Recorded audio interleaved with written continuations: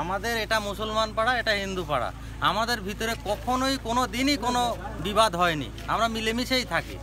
এবারে আশেপাশে যখন পাশে বোমা বর্ষণ হচ্ছে, ঝামেলা হচ্ছে, ওই শুনে এরা কিছু কিছু মানুষ ভয়ে অন্য জায়গায় আশ্রয় নিয়ে, তাই বলে আমাদের ভিতরে কোনো বিবাদ নেই। আমাদের ভিতরে যেমন মিল সেই রকমই আছি, আর আশা করি চিরজীবন যেন আমাদের ভিতরে থাকে আর থাকবে। হিন্দু হ্যাঁ, আমার নাম